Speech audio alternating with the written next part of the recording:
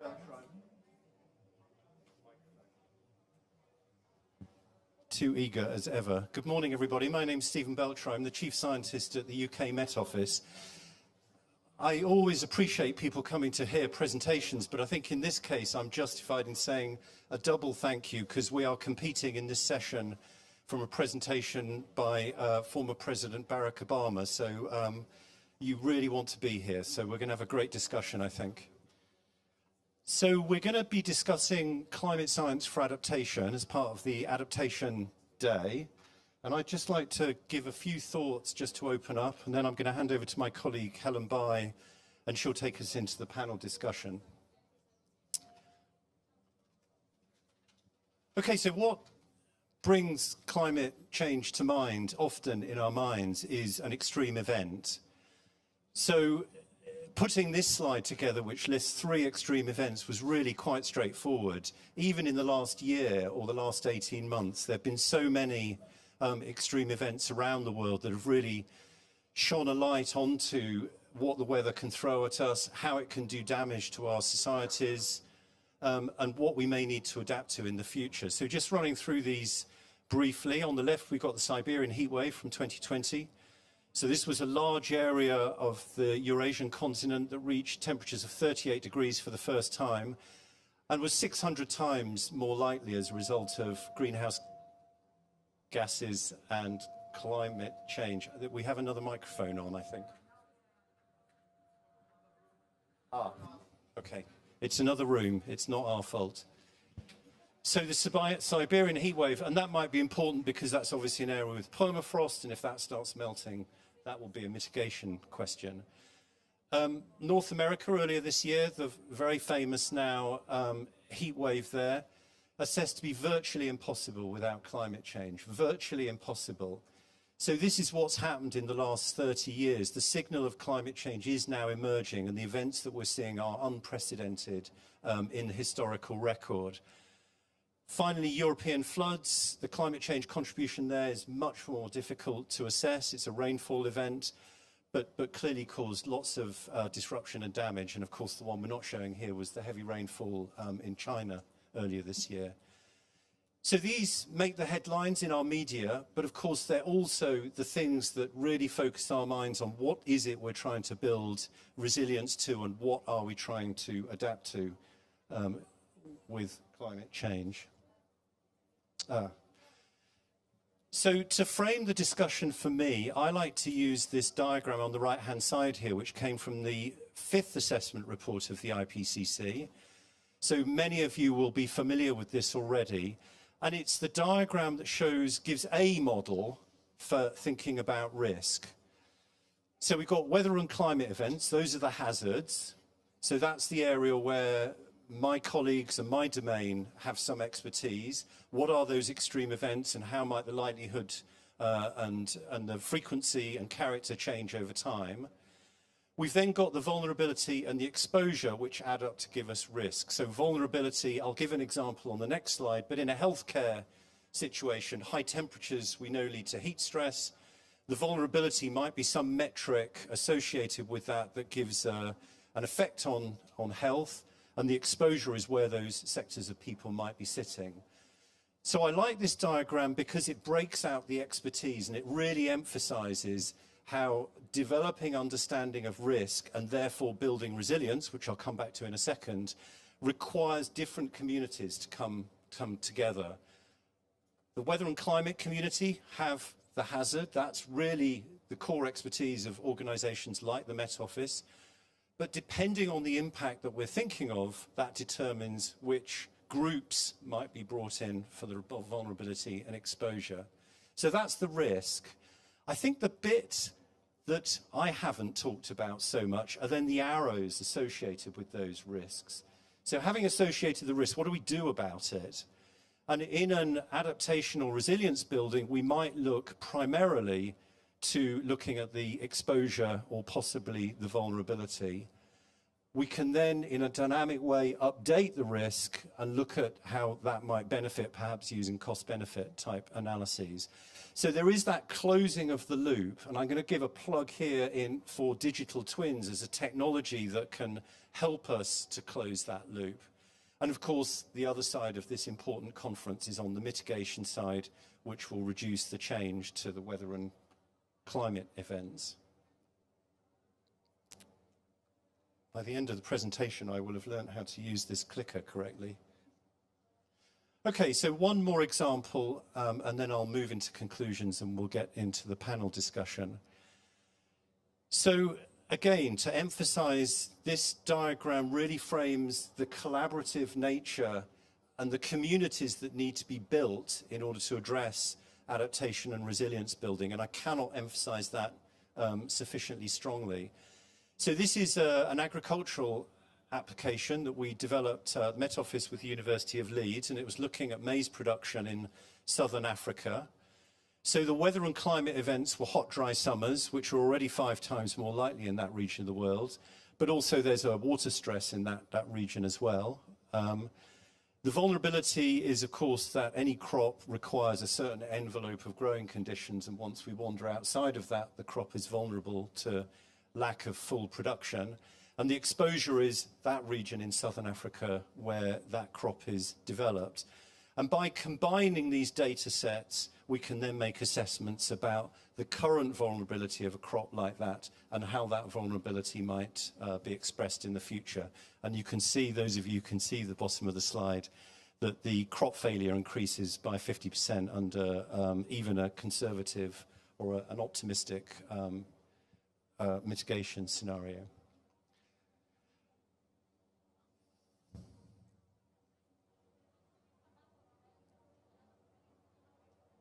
Maybe I won't have learned how to use the clicker by the end of the presentation. It's touch and go at this point, actually. So I've emphasized partnerships. I've emphasized the need for different domain expertise in this area. The magnitude of the problem is enormous, and I think one of the things that I would like to talk about is that co-production is expensive in people time, because each sector needs a new group of communities to come together to develop that. So what's an effective and efficient mechanism to really turbocharge that? Healthcare needs different people joining the weather and climate hazards compared to agriculture, compared to town planning or whatever it might be. It's a kind of daunting problem, I would say. So in that spirit, I did just want to flag that the UK Foreign and Commonwealth Development Office is going to announce formally tomorrow a new adaptation and research alliance, which Rosalind will be speaking about tomorrow. I think it had a soft launch last week. And to flag that the Met Office are really excited about this, because it provides a platform to take our weather and climate expertise on present day risk and how that might change under different climate change scenarios to build those communities, to develop these resilience pathways. So with those opening thoughts, let's get the discussion going, and I will hand over to my colleague Helen Bai, who will introduce the panel. Thank you very much for listening.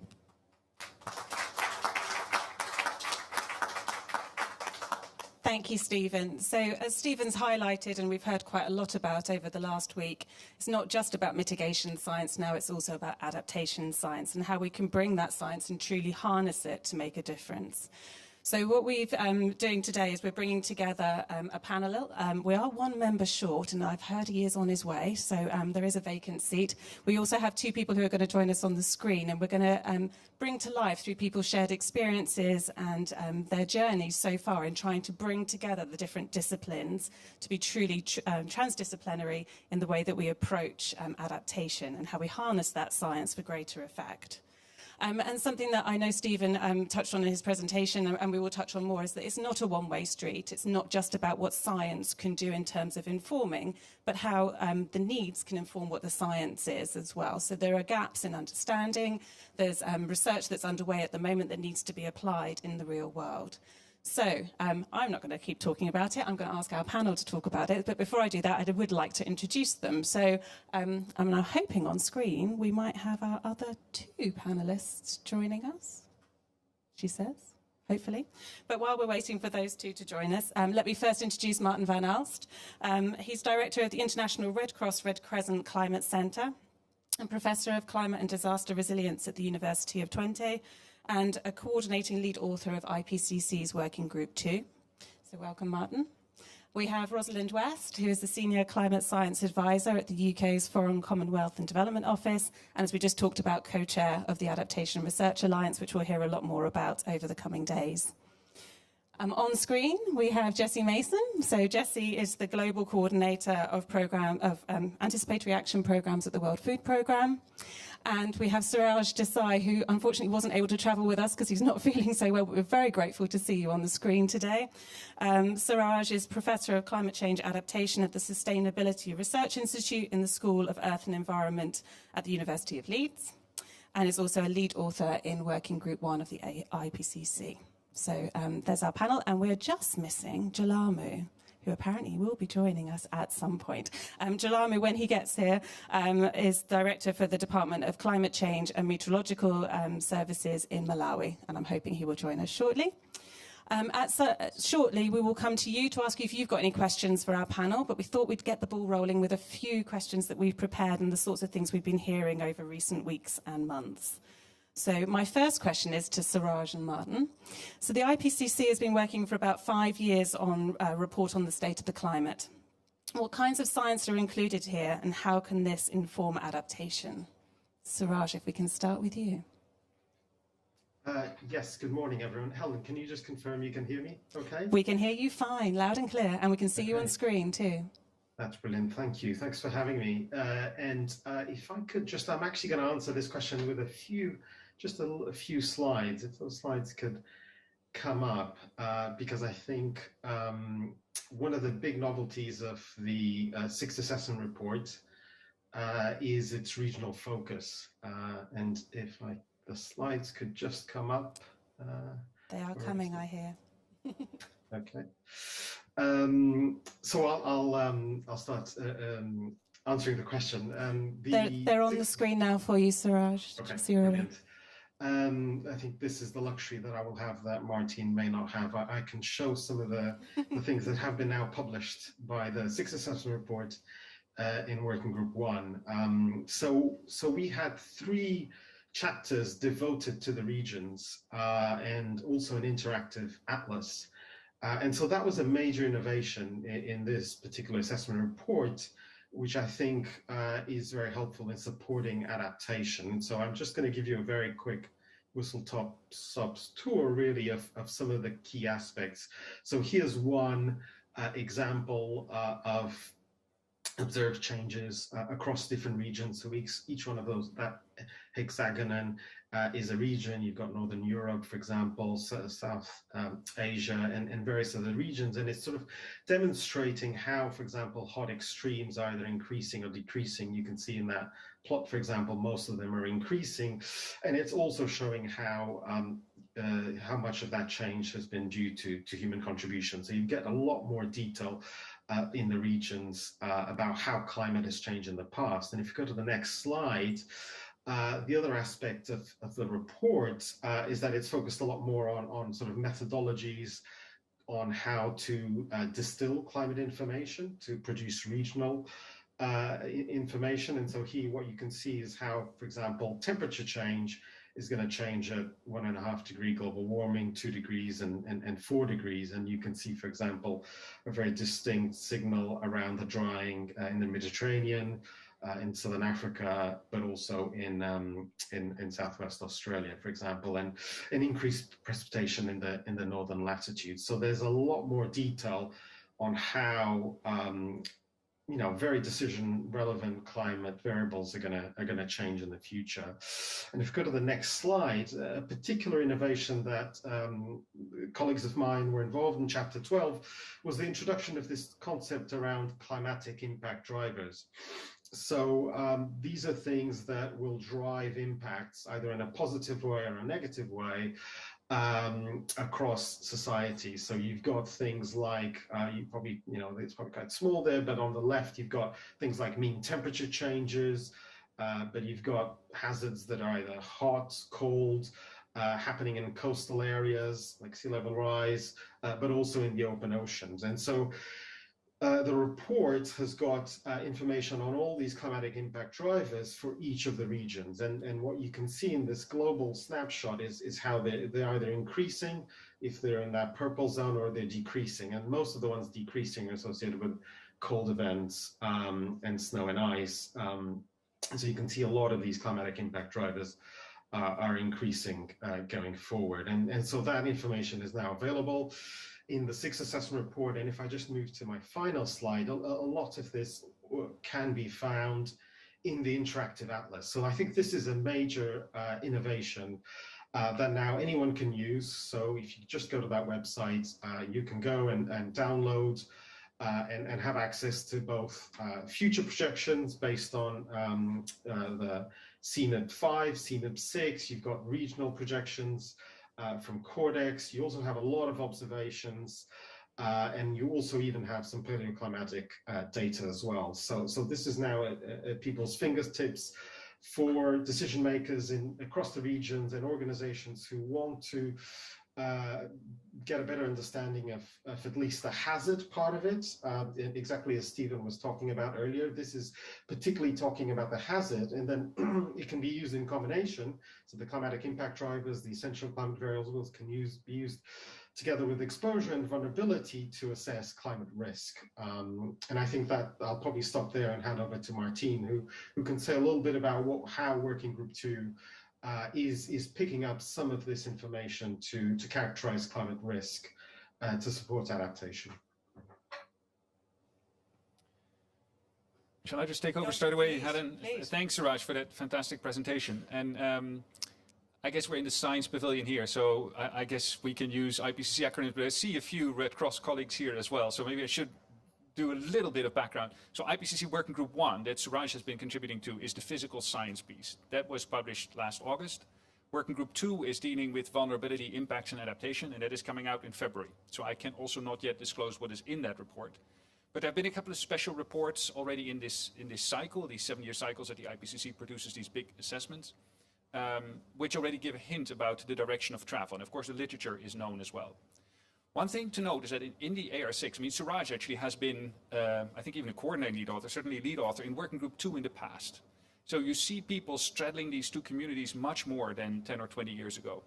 Secondly, the risk framing that Stephen showed in his introductory slides was the product of a Working Group 1, Working Group 2 collaboration in the special report on extremes. But then in the AR5 was used by Working Group 2 only. You can see that framing, that look at those climate impact drivers as one component of risk, is now much more dominant in Working Group 1 and has allowed Working Group 1, I think, to organize information in much more useful ways for decision makers. So you see that already happening in Working Group 1. Now, if you then go to the Working Group 2 contribution based on what's already in the special reports, what we're trying to do is fill the other pieces and come to risk. And then I have to say that there is still a big gap between what the IPCC has at its disposal and what actually allows people to take very practical decisions locally.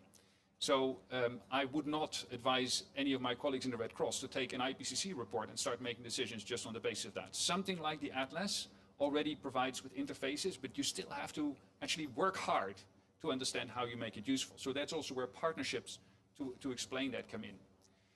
And that's partly because a lot of the IPCC hazard information already works nicely at global scales, starts to work much better at regional scales, but actually at local scales is still difficult to interpret. You have to understand how to deal with uncertainties, for instance. That's one challenge.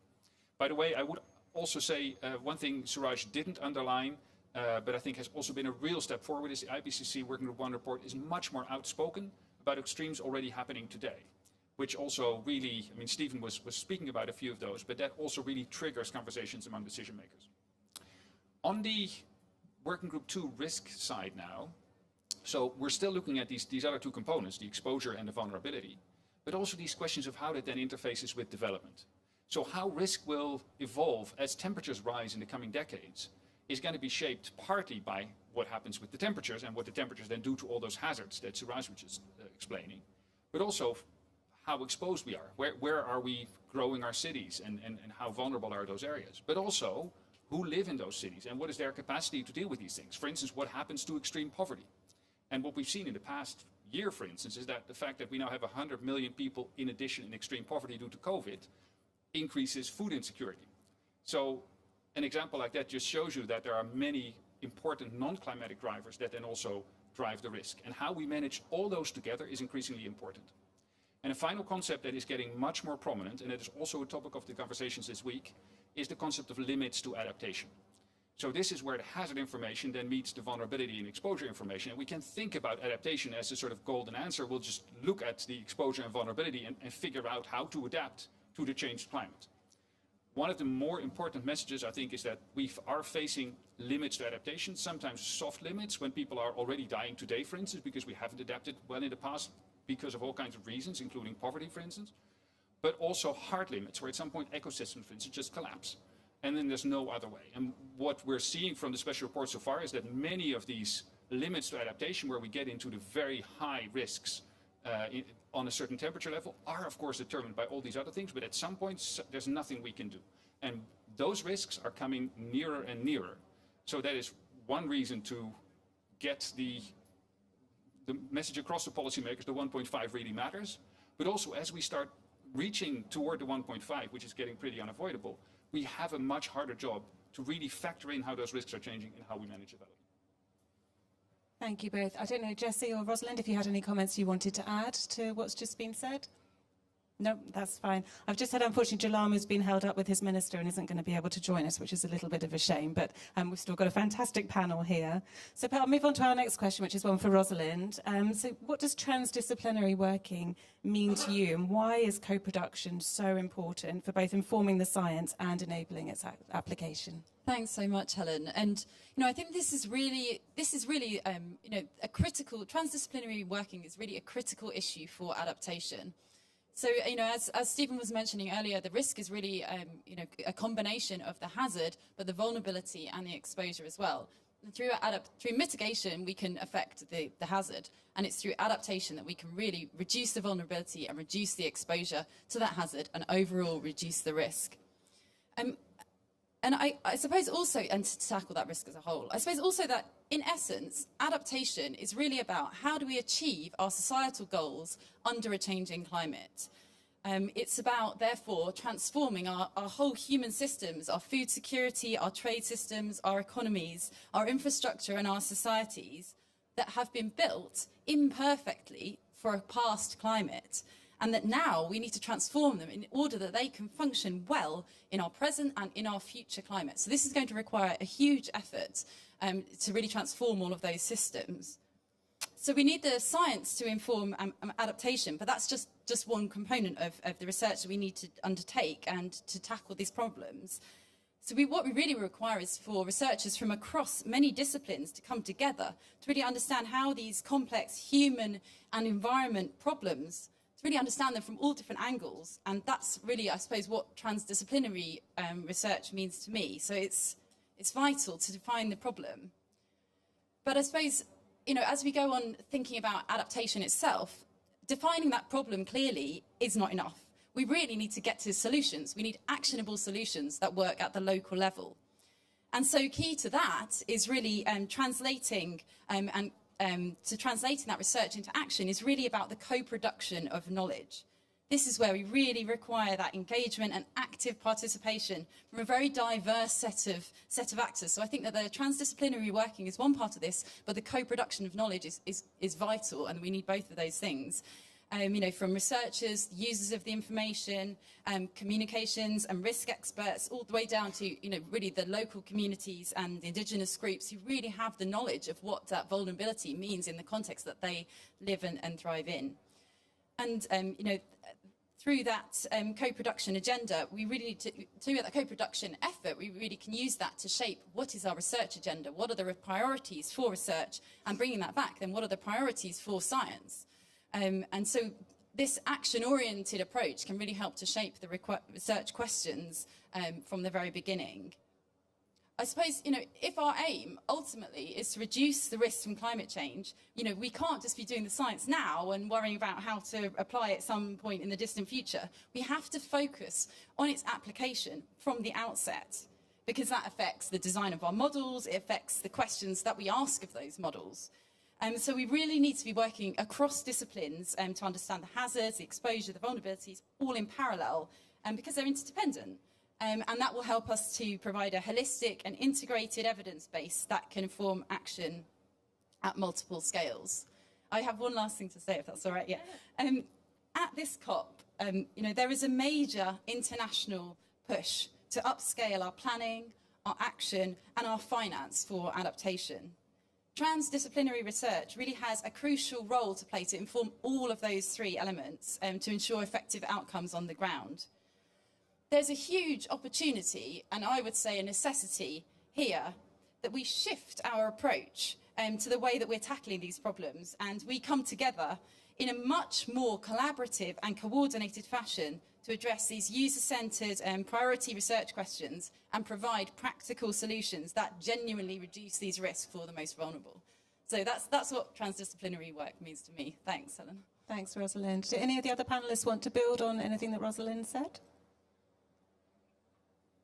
If you do, you can come off mute. Suraj has a point. Yes, please. Yes, Helen. Yeah, just a couple more examples. I think Martine's already mentioned the IPCC. I think more than ever, there's more disciplines involved in the IPCC and hopping, particularly from Working Group 1 to Working Group 2. So we've had, historians of science, philosophers of science contributing to Working Group 1, more social scientists, more practitioners involved, I think, even in Working Group 1, but also in Working Group 2. So I think there are more and more disciplines that are feeding into the IPCC and informing the science, the assessment in particular, that's coming out there. But the other thing I wanted to highlight is one of the things I do is I champion something called the UK Climate Resilience Programme. So it's a £19 million research funding programme that's implemented through the Met Office, but also UK research and innovation. And one of the critical things we do there is that, virtually all the research is transdisciplinary. It's not only integrating the natural sciences, but also social sciences, engineering, arts and humanities, and Met Office science as well. But in particular, the idea of that research is to try to support decision making, and so it's really focused in making that useful and usable by stakeholders. So there's an important element of co-production, and so that's a really good example of trying to do transdisciplinary research and co-producing so that it can actually be applied in practice. And maybe I'll put in a plug for an event where we'll unpack a little bit more of this on Wednesday at 6 p.m. together with colleagues from Future Climate for Africa. Thank you, Suraj. Any further points to that one, or I can move on to the next question if so. Okay, so we've heard a lot about the sort of opportunities around partnership and co-production, but if it were that straightforward, surely we'd be doing it already. So perhaps, Martin, you could help elaborate on some of the challenges of working in a truly transdisciplinary way. Well, let me indeed emphasize, I wasn't going to come in on the previous one, but I would, of course, support everything that's been said about the importance of this working together. So why, if it's so important, and it seems to make so much sense, is it not happening, might provide an answer to those challenges, right? And I think we face a couple of obstacles. The one is in traditional academia, this sort of work is still not, incentivized or valued as much as the classical disciplinary work. Sometimes a little bit in the way those traditional institutions function, not so much if you look at output metrics, because some of the truly collaborative work, if I look at papers that have been very highly cited, quite a few of them in recent years have come from these collaborations. So maybe that's a plug to a younger generation of scientists also. I think there is a real future there. But I know the institutions aren't always incentivizing it. I think it's also a role for research funders to create big, bold programs that make it institutionally attractive to invest in these collaborations. And I think that's where the example of the United Kingdom having done this in a number of cases, but also the Adaptation Research Alliance that we're funding here that I'm hopeful will inspire many research funders around the world to program in such ways. I think that's important. The third one is that for people actually at the front lines of the rising risks, it is not easy to collaborate with scientists, you know, and that is already, so there's a question of transdisciplinary within different branches of research.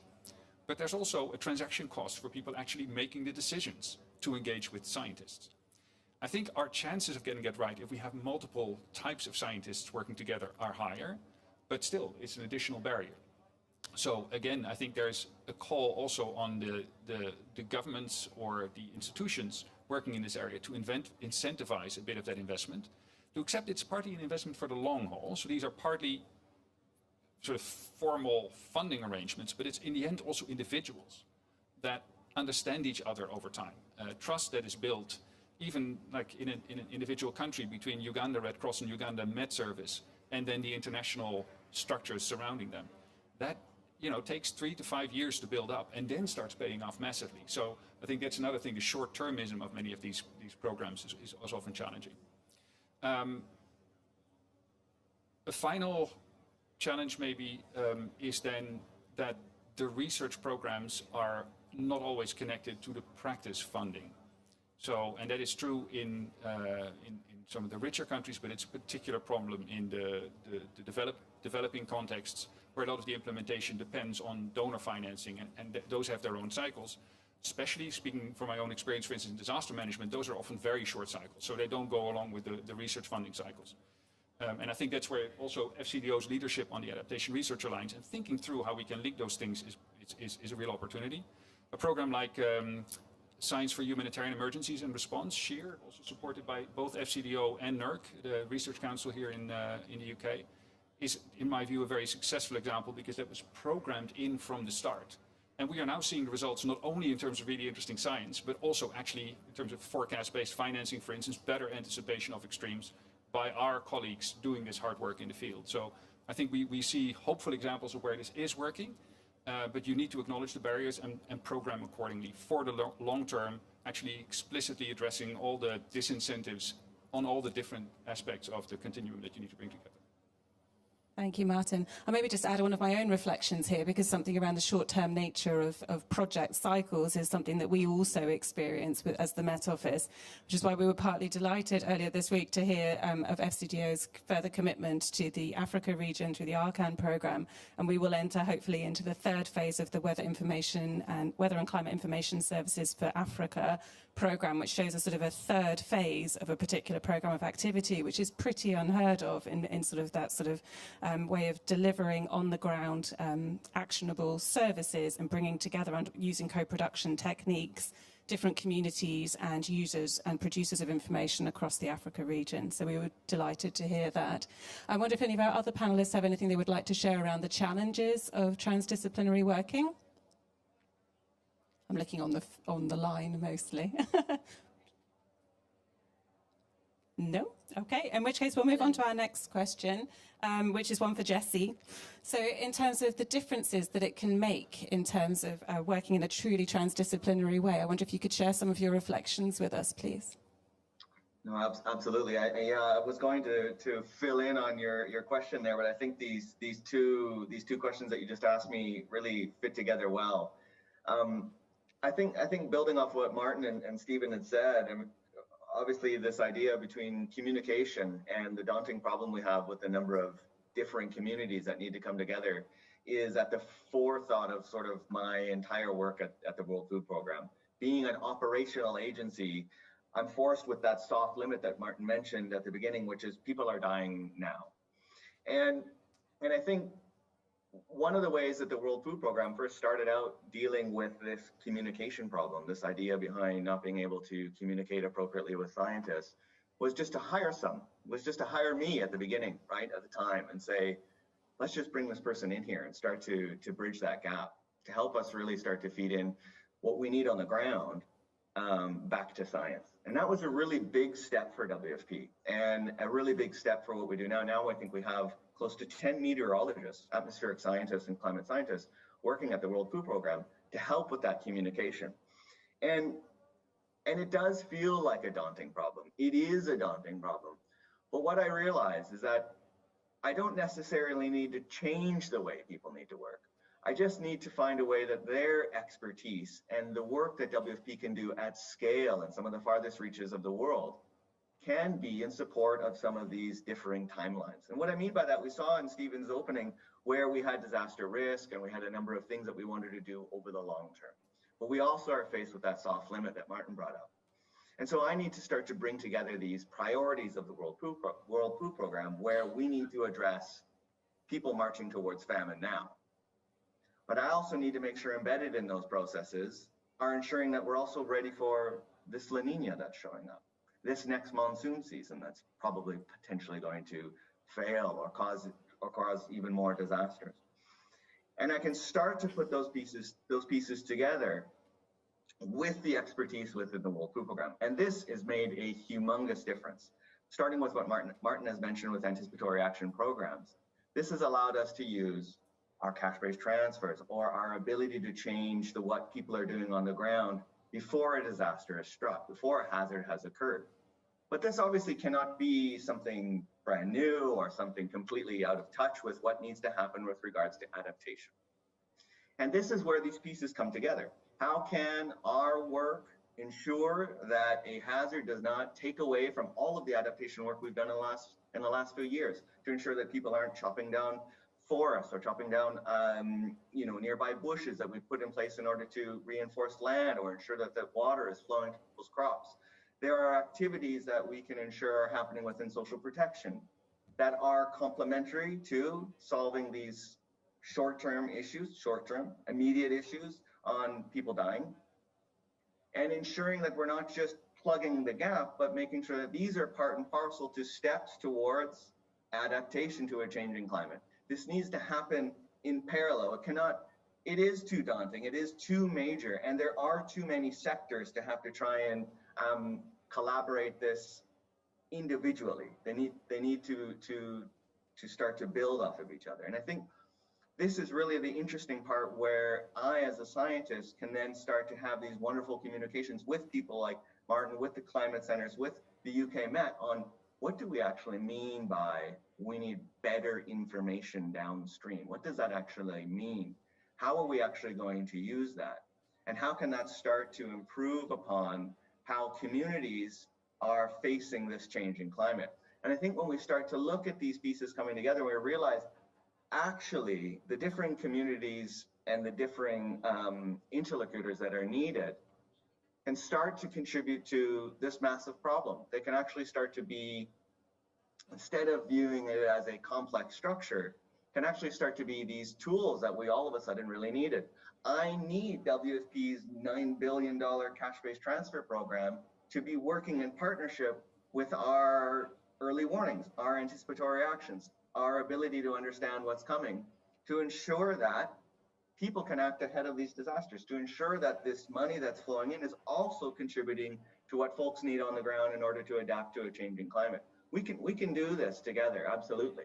It just needs to be, like we've heard already, a piece that starts to come together from the scientists to the practitioners on the ground. And I think Martin mentioned a number of excellent opportunities have come together. We're starting to see an incredible number of young scientists that have this dual ability to step in understanding what do we need from our science community in order to support what we need to be able to do on the ground. This has been a humongous change when we start to see the types of profiles that are available out there for country offices, for our practitioners on the ground to lean into and lean on in order to understand how health, how nutrition, how protection starts to take advantage of these improvements in science. This is where I feel like we will have the biggest changes and some of the limits that we've been forced with as we trying to make these giant leaps between what we now have done in science to what we need to see happen in the ground. And so when we see some of those pictures that Stephen had put forth about the heat waves in Canada, which is where I'm from, you clearly see that we, in Canada and in other places, we're able to take that information and act before people are dying and make sure that this is part of our adaptation plans and make sure that this is part of a step forward looking to the future. And I think these types of examples and these types of this type of work can then shape how we are moving in some of these developing countries. And I think for we're starting to see big pieces come together. Obviously, having this conversation where a major humanitarian agency is now sitting at the table with our development scientists is incredibly inspiring. That I have senior management, that we have other agencies sitting down and having these conversations, to me is a big piece to the puzzle, and something that we can now start to look forward to in helping solving some of these enormous problems. But we have the tools at our disposal for them. Thank you. Thank you, Jesse. And I know Martin wants to come in now with a further reflection. Yeah, which would have been given, I'm sure, by our colleague from Malawi who isn't here. So I'm also just trying to fill in that voice a little bit, because so first of all, Jesse, thank you for that, and I think amazing work that you've done there, and I think a testament to indeed that investment also in human capacity to build these bridges. And of course, we need that primarily in the developing countries, and that's also how Jesse and also we in the Red Cross are working. In the end, it's also about getting local communities to understand the short-term warnings, but also the longer-term changes that are coming. We were having a session this morning also with Penny from the Met Office with BBC Media Action, talking about how to communicate information.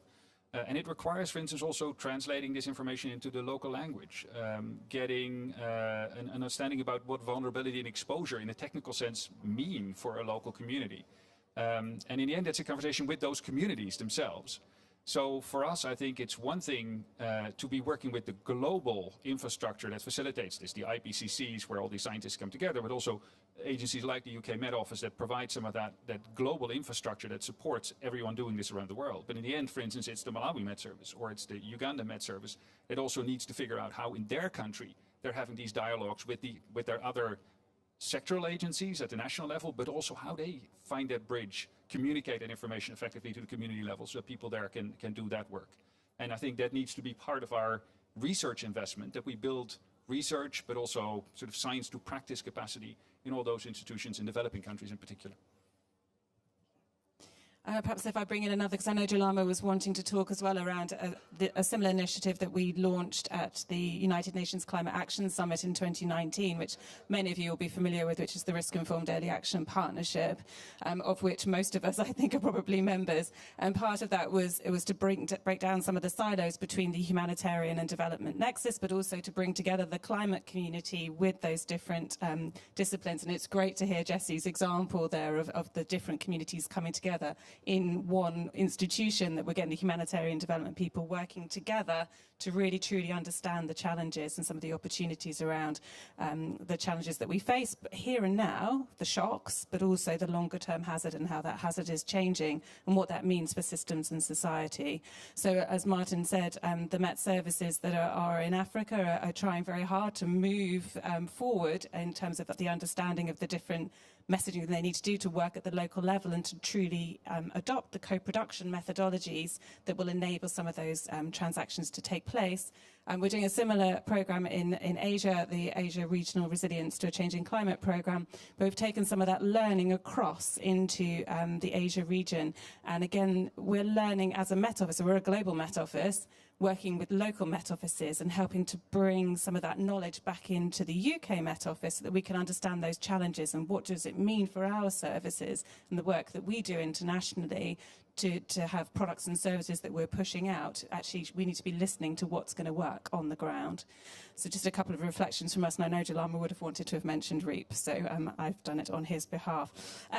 We're running a little bit ahead of time because we are one panellist short, and I don't know if anyone else wanted to come in on that particular question. Suraj, please. Yeah, let me just develop the theme a little bit more, because I think we're talking particularly about boundary spanning work here. I think both Jesse and Martine have mentioned that, and I think even in the UK context, it's incredibly important that we fund that appropriately. And I think it links a little bit to what Stephen was talking about in his introduction about turbocharging this. So I maybe would like to introduce the word climate services now. So as you know, a cadre of professionals who are operating between, you know, climate science and practice. And Martine's, you know, Climate Centre is an example, where Jesse works is another example.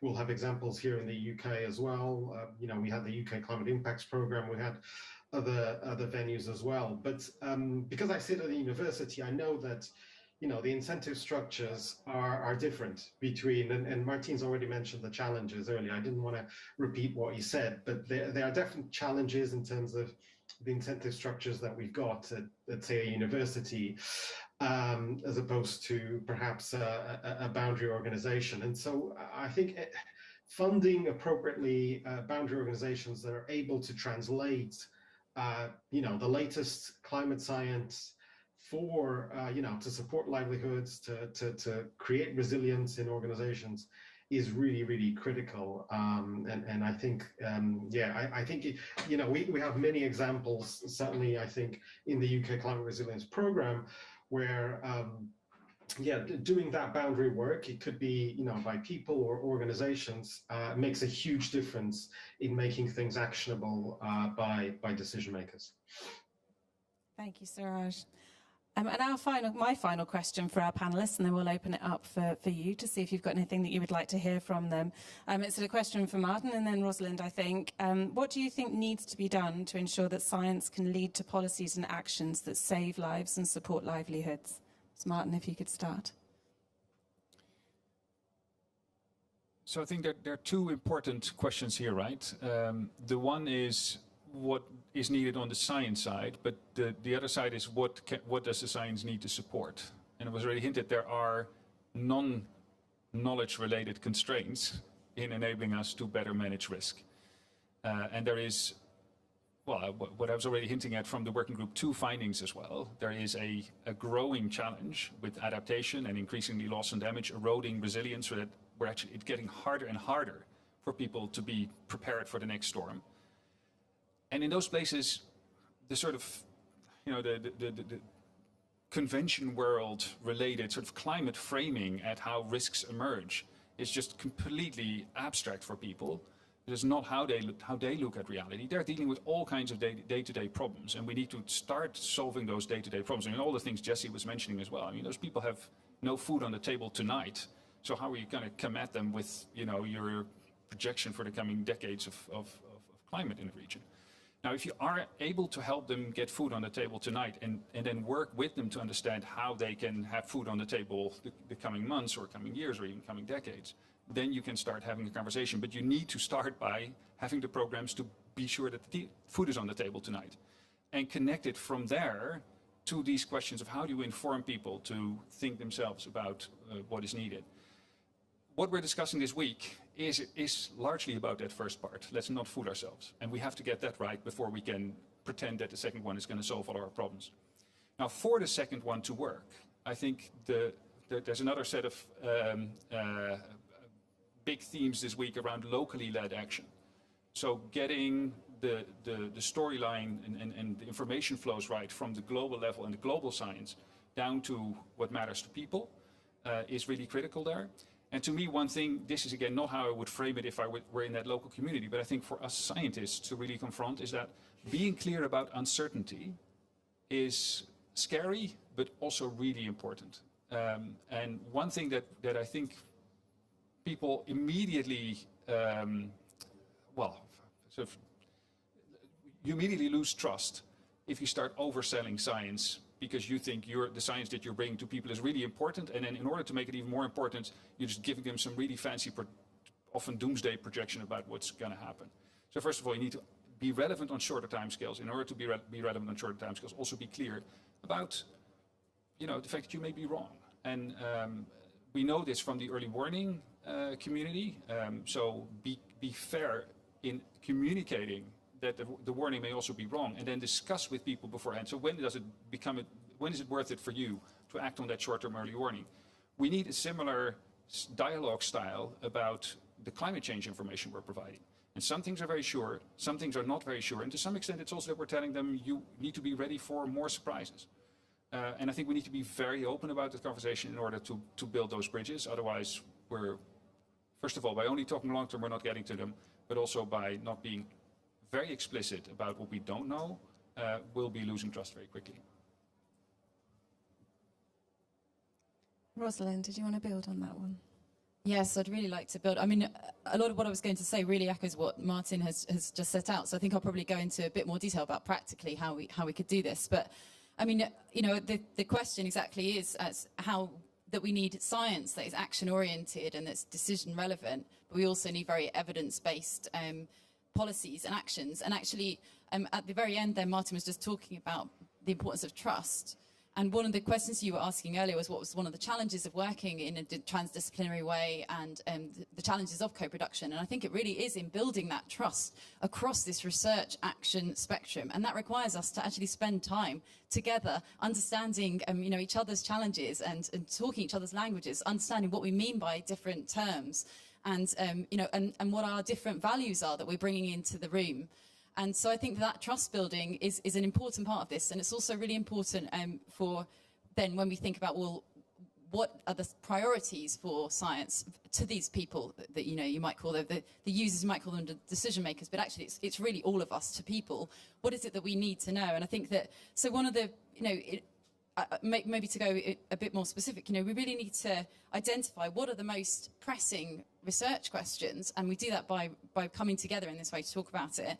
But then I think what we really need is, you know, across the research community is a much more coordinated effort to address those priorities. And then as we're addressing them, I think we really need to commit to sharing our learning along the way of what's working and what isn't.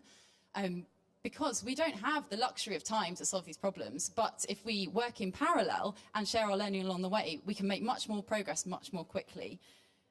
So then, of course, we really need to scale up our investment and our capacity for this type of research and this type of using this research. And then I think it's not just about, you know, doing the research and bringing it into use, but now, and even more so in the future, it's about bringing that research into use at scale. And that really requires investment. So I think, you know, working across that whole research action spectrum is really what we're trying to do through the Adaptation Research Alliance. And I think what is new and different about this alliance is bringing together organisations that are working right across that whole spectrum, from research through to action and through to action on the ground. So it's bringing together research funders, it's bringing together funders of action itself.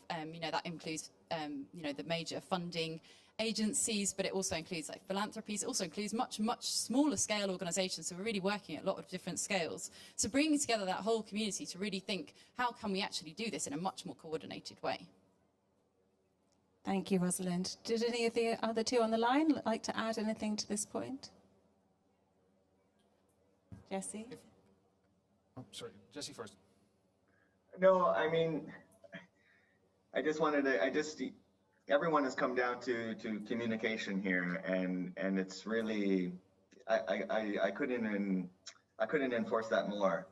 We've heard, you know, trust and uncertainty, but I think a good point by Martin was does it work for you?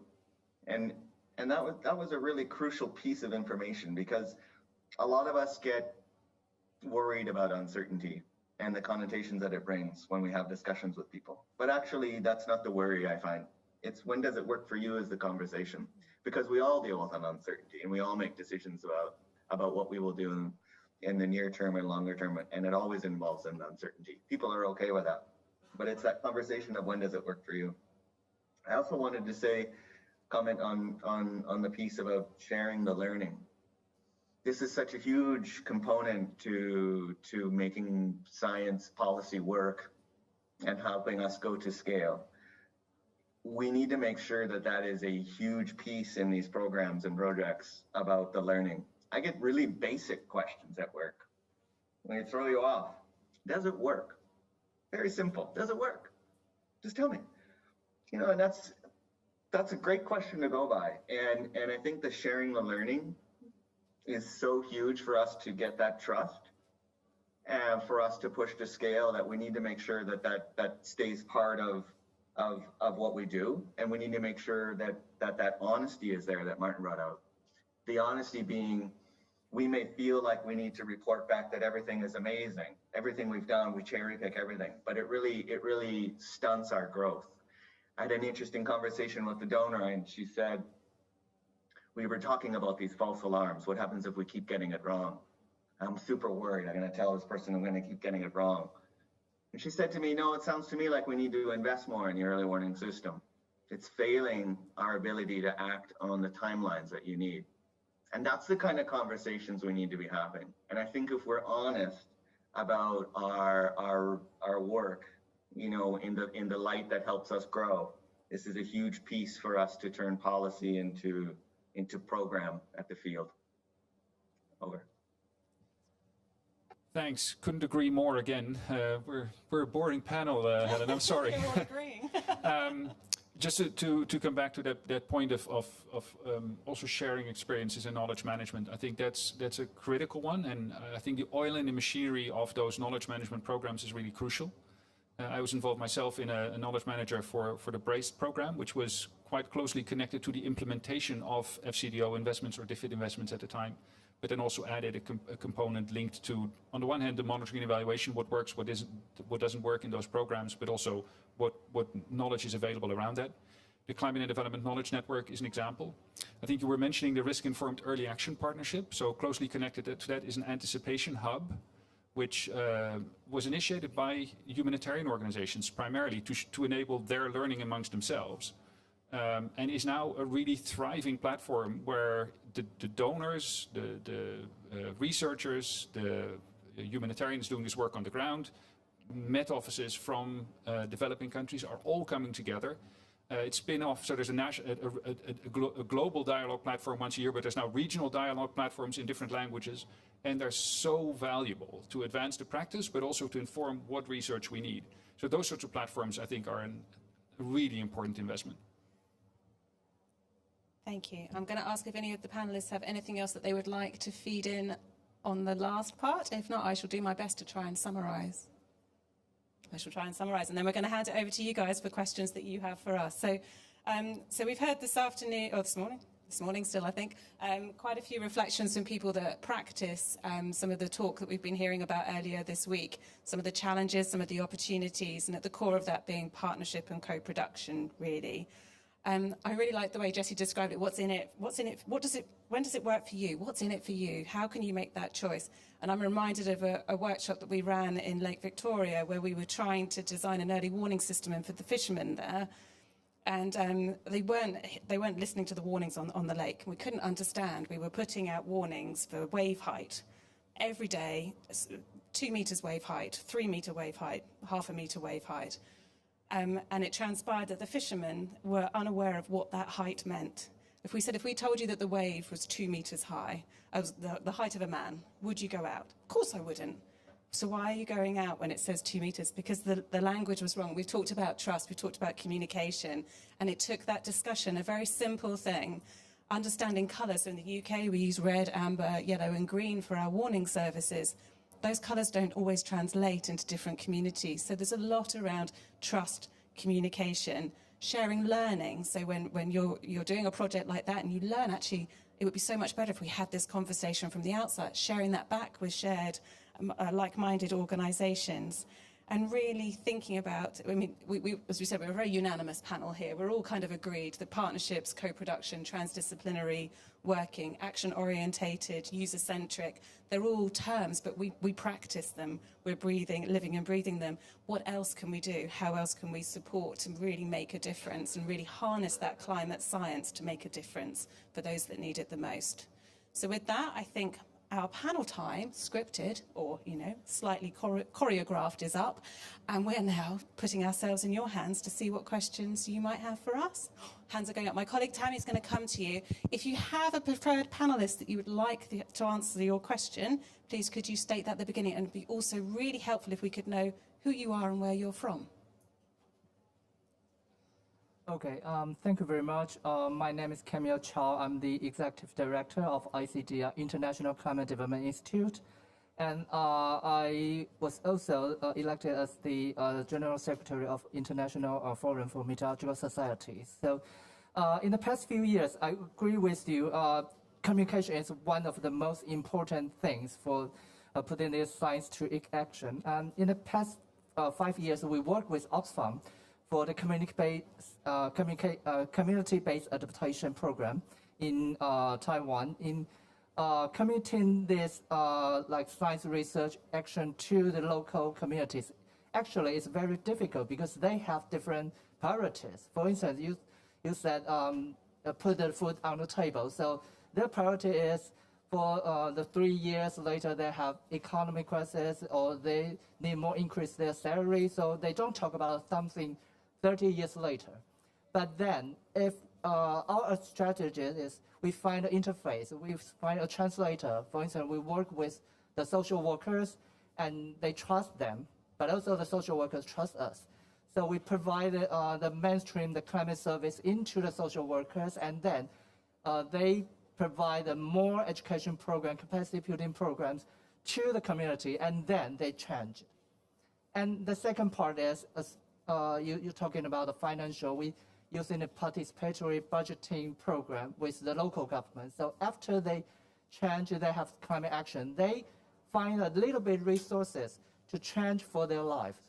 Yeah, so I think that's very, very important. And also, we can provide more tools like a digital translation for them. So I think that's very precious experience. I would like to share to you. I think for this platform, it will be very successful if we can work with different partners in the local. Thank you very much.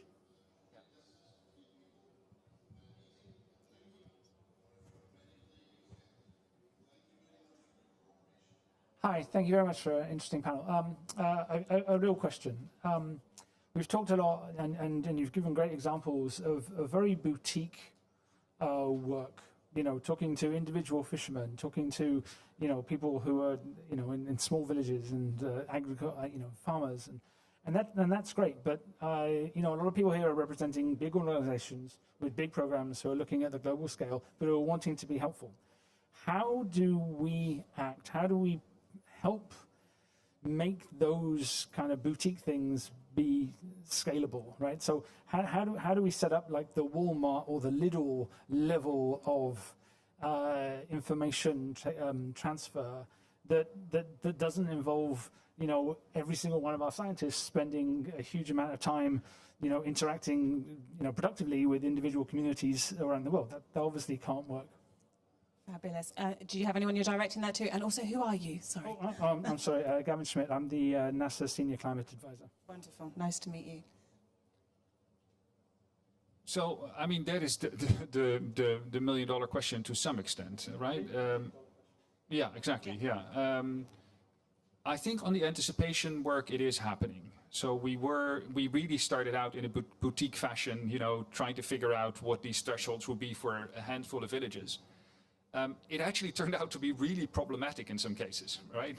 We did it in Mozambique, for instance, and then it actually it's shifted a little bit now, but certainly 5 or 10 years ago, humanitarian donors were extremely reluctant for us to spend any money before the event had actually happened. So if a forecast had any amount of uncertainty, even though there was a perfect economic case for wasting your money 1 out of 2 times because the rate of return is 4 times once you get it right, they were still very reluctant. So this needed to be bulletproof, and then we had to have a protocol, and we still have those, but they have changed. So I'll come to that. But in this case, we had a protocol for 8 villages in Malawi. So in Mozambique, figured out if the storm would come, then these were the things we could fund, and once forecasts reach a certain level of severity, then it sets off the release of money, and people do those things. But now the storm came, but veered in a slightly different direction. And we could not activate this early action protocol, even though we basically knew what to do in the other villages that would be hit. We could not activate the early action protocol because it was geographically specific. So we said we need to move away from that. You need the specificity about the things that work in specific places. There are some things that are super locally specific, but that you need to have some flexibility for. But for the most part, you need to think at a much bigger scale of aggregation. And we're starting to do this now. So first of all, this is happening in over 60 countries now. So it's also no longer just a handful of countries where we're trying this, but this risk-informed early action partnership, as we were mentioning, between all of us partners, including World Food Programme, but also many others. This is really happening. And then, for instance, OJA, the Office for Coordination of Humanitarian Affairs, is now pushing this through the SURF at the multi-$100 million level in terms of the types of implementation. One challenge, though, I would say with that, is that as you go too aggregate and you become too focused on the delivery of the international machinery here, you start becoming, like, in the end, again, response-oriented. So instead of responding after the fact you respond on a forecast, but you're not actually changing mindsets and you're not bringing people along.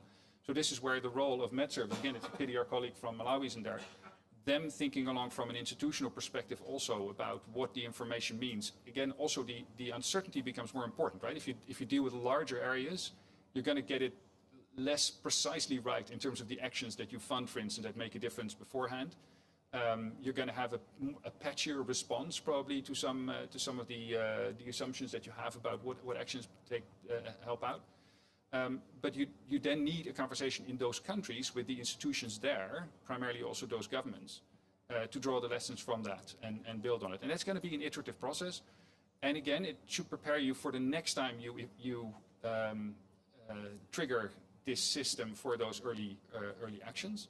It also should sort of the vulnerability information that you collect to decide when you trigger this thing should also inform your longer term planning. And that is also something that links it more naturally to government-owned planning processes, including, for instance, the national adaptation plans. So this part, that second part, properly linking it up institutionally and transferring the ownership is, I think, the harder part at this point. The scaling on the humanitarian side is certainly happening. Did anyone else want to come in on that question? Go, Jesse, and then Suraj, and Rosalind. Sorry, no, I think I'd said at the beginning about making sure that these programs are connected to the bigger pieces that are part of what we're doing. So for WFP, that means building capacity within government systems. It doesn't mean coming up with my own early warning, and triggering myself, and then, like Martin said, becoming then responsible for the whole piece. I need to ensure, and this is part of the REAP partnership, this is a part of the work we do with UK Met, that these processes are moving in parallel in order to support that scale up. And so our pilot programs, and now that we're much beyond that, all went with that idea that we need to make sure that we're marching towards this scale up, which doesn't mean proof of concept. We all know acting before a flood or acting before a major heat wave is going to save lives. It needs to be part of the tools that are owned in country and supported by our organizations. Over to you, Suraj. Yeah, thanks for the excellent question, Gavin. I think, my context is slightly different to Martin's and Jesse in that it's about long-term planning. And there really is a lot of data now, petabytes of data now on climate information out there. Your institute, NASA, puts stuff up. I mentioned the IPCC Atlas.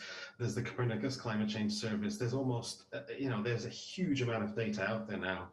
But there is definitely a trade-off. You can obviously put a lot of information out there, but you're still going to need some climate service scientists to translate that into something that becomes actionable and usable by decision makers. So I think a particular emphasis I think that's going to come up in the future is going to revolve around the quality of this type of information. I think, Martin and Jesse have talked particularly about near-term kind of risks, with seasonal forecasts, but there are going to be some big questions about some of the quality, what is more robust, for example, in terms of precipitation change for the end of the century versus temperature change, and how can you make that actionable? But I think we're going to go so far in terms of mass producing that climate information. There's already a lot out there now, but I think the criticality is then translating that into actionable information. And I think there we are still going to have to continuously train climate service scientists to feed into that and do that boundary spanning work I was talking about earlier. Over. Thanks. Yeah, I suppose, really what you're asking is the biggest question of our time, and perhaps what you're doing is giving light to the other side of it. So much of the conversation here at COP is really about how do we deliver a net zero world, but really the question should be, how do we deliver a net zero climate resilient world? And that is the scale that we're really talking about here. And so that requires, a wholesale transformation of our systems. And I think it requires us to think in a very systems orientated way. So then maybe, the question is, well, how do we think about how this is coming down through our government? How is it coming down and incentivized for our businesses? How is the capacity for that being built through our education system? Because climate resilience and climate risk assurance, if you want to put it in that way, you know, that needs to be mainstreamed across everything that we're trying to achieve. And so I suppose, you know, maybe one way we have to do that, you know, there's also regulation, taxation, these different levers that we have at our disposal. There's also the incentives of business and you know, climate resilient supply chains are going to become much more advantageous from a business perspective in the future. But I think, you know, also there's a role for, you know, at present, you know, the Met services and particularly the WMO to play in ensuring and helping to ensure that that expertise on the climate side is really built all around the world. So I think it's a combination of things really about, you know, maybe, we need to continue to advocate for the demand for this type of information and this type of thinking, but then we also need to skill up that we're able to supply that, and that's through our education systems and through capacity building across all sectors of society, I think. Thanks. Martin, did you want to come back in? Well, I've spoken a lot, but maybe just to say that the appetite for this sort of stuff is increasing, and I would mention city governments in particular. You know, so they're asking, and maybe they're going to be investing in having people in their ranks that you know could come out of those educational investments that you mentioned. It can be those intermediates. I certainly see in our networks we are getting many more climate specialists across the world, not just in our international system. So my team is now 50 people, 50. For the international system, but we're supporting a multitude of number of people, probably not climate specialists by original training, but knowing enough climate science to go to your NASA portals, for instance, or to speak to their Met Office, for instance. And I think it's that sort of mandated capacity, at least, with people that are charged to make those links and sufficiently educated in these fields to be able to talk to others. That we rely on for that scaling. And I do see that is happening much more than 5 years ago, for instance. Thank you, Martin. I think we have one more question from over the back. Go for it. Okay, thank you very much. I'm Richard Jones, Met Office Hadley Centre, also a coordinating lead author for the Atlas on the IPCC Working Group 1 report. So there's been quite a lot of really nice things being said here. Things about sharing, things about iterative learning, things about building trust, and I think all of these things are really, really important. And also we've been talking about the integration of different disciplines in the research, and we've been talking about co-production. Sometimes I think those have been talked about slightly separately, and that sort of slightly worries me. I think it's really important that the co-production and the work on the research is really, really integrated. And I do wonder whether a way of looking at this, and we've been talking about boundary agents, we've been talking about bringing the research and the information into the decision making, and I do wonder whether a different way of looking at it, and maybe something that helps with all of this integration, is to think about bringing the decision making to the research. Because, I mean, so we've done a lot of work in Southern Africa, and thanks, Martin, for mentioning cities, because I think cities are a really key area for us to think about how this sort of stuff works. So many people live there, there are so many problems there, so I think it's a really important area to focus. And one of the key aspects of the work there that we found was that understanding the decisions, understanding what the problems were, was the very first thing that we had to do. Forget the climate science, forget the other disciplines that you have to integrate, go in and find out what the problems are, and then build your teams. And then if you do that, you're interacting with people at the city level, you're interacting with the utilities, you're interacting with the NGOs, you're building trust, you're building networks, and all of these things are really important. So I think it's probably thinking about bringing the decisions to the science rather than taking the science into the decision makers, and I think that's probably a better way of looking at it. I'd just be interested to hear what the panel have to reflect on that. Any takers to go first?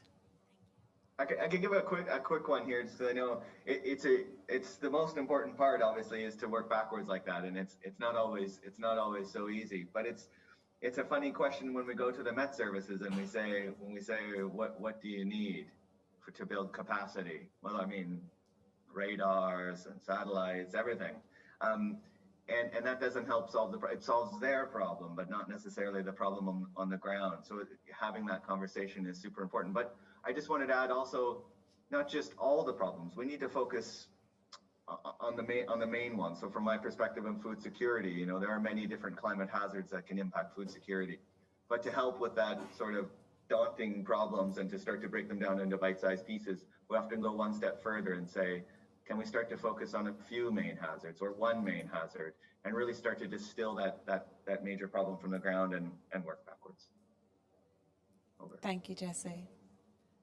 Any of our other panelists want to come in on Richard's reflection? Well, first of all, I agree with all the reflections said first. I think the second, the final remark about coming from the problem end also requires a certain humility that the answer may not always be climate science. So climate science is going to be a piece of it, possibly, but it might be a very small piece in some cases. Maybe one anecdote along these lines, I was in an advisory committee for the mayor of The Hague. So this is not one of these super constrained contexts. And they were asking themselves a question, so what is our situation on resilience, right? They're looking at cybercrime, but also at climate change. And so heat came up quite quickly, so they got the Technical University of Delft to do a heat risk map of the city. So a piece of science that got into the mix. They used the KNMI, so it's a UKMO equivalent in the Netherlands, projections, but in a very basic sort of scanning way. That information basically existed, so they could work with that. But then it turned out that the heat hotspot was the inner city neighborhoods, which were also the immigrant areas where people didn't have Dutch as their first language, where there were, by the way, also the socioeconomic indicators were by far the worst in the city. They found out that their subsidies for urban greening were not going to those areas at all, but only to the rich diplomatic villa areas on the outskirts of the city. So their policy instruments to do what was needed to get urban change there weren't working. One solution, if you don't have a greener city and it is so hot, is a functioning early warning system. And there is a pretty decent impact-based heat warning system in the Netherlands, but it wasn't getting across to those people because they weren't trusting the government, and they also didn't even look at the TV channels that would provide that information. So then you need to, in the end, so in the beginning there was a thinking of an infrastructure or otherwise a subsidy-oriented or maybe a climate science supply-driven set of solutions. In the end, it was the director of social development who took this on, and it became a community conversation. Primarily also thinking about how do we reach the people in that community to ensure that they drink 6 glasses of water a day when that warning arrives, and what are the channels for the information to get to those people at that moment. And it became a completely different type of story. And in the end, we didn't need a new heat warning. We just needed to figure out that whole chain of issues. And I think we're going to be seeing many more cases where the science is the trigger for a proper diagnosis, but then in the solution for that diagnosis, the climate science may only be a small piece. Thank you. I think we have one final question from the floor. Okay, thank you. I'm Mary Jane Bopape, and I'm Senior Manager of Research at the South African Weather Service. So the question I have kind of speaks to the scaling as well as the transdisciplinary nature of work that has to be done. I think it's easy to get scientists with different backgrounds to collaborate at a university level. So I was wondering if the panelists can also speak to where government departments, you know, because sometimes you have one that's responsible, say, for meteorology, you have one that's responsible for agriculture, a different one for water, a different one for disaster risk, how, you know, that has worked, if there are good examples of where that has worked well. And the reason I'm asking this question is because if, you know, you're just relying on funding, maybe you have a university that's implementing work, that will just be a pilot. Maybe that works in several municipalities, but if you have different government departments taking up work, that will assist actually with scaling up.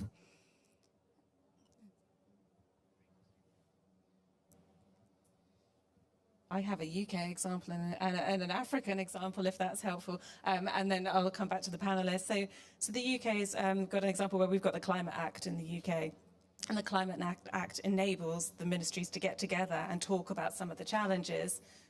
We have the National Risk Register, which captures some of our different risks and the changes, and then sort of not enforces, but it kind of encourages us to work together as UK government departments around the challenges and opportunities that climate change poses to us. And maybe Stephen can add a little bit more to that when he gives his closing remarks shortly. The other example I was going to give was the one in Tanzania. So the Met Office worked with Tanzania on the implementation of the National Framework for Climate Services. So that's a World Meteorological Organization sort of framework, so a framework for climate services, to help support Tanzania on a similar journey of bringing together their ministries to set up their first ever National Framework for Climate Services, which then translated up into a climate act around climate change. So by bringing people together, and it was actually a workshop around early warning, so it was a very simple hazard orientated workshop, but starting to use some of actually the Red Cross's participation sort of methodology, sort of breaking down some of the silos between the different departments. We played some participatory games. We had some good opportunities for dialogue and discussion, and built up some of that trust, which started a discussion which over a number of years was something that was led by Tanzania, so it wasn't a Met Office-led thing. We started that discussion, and that framework still meets, and they still come together and talk around some of the challenges. I'd be happy to share with you some more, but perhaps if there's anyone else from the panel that would like to add to that, the example shared, and then I'll invite Stephen back to the stage to wrap the session up for us. I've got no nods and no hands. Perfect. I think I said it all, said Martin. There we go. Wonderful. So first, I'd like to say a massive thank you to our panel. For those of you online, you cannot understand the heat in this room. It is sweltering. So thank you, everybody, for staying, for listening to us, for listening to the panel. Thank you to the panel for keeping your concentration in the sort of the warmth of this room. I'm sat next to the fan and I'm still sweltering. I'd like to invite Stephen Belcher back to the stage just to close the session for us.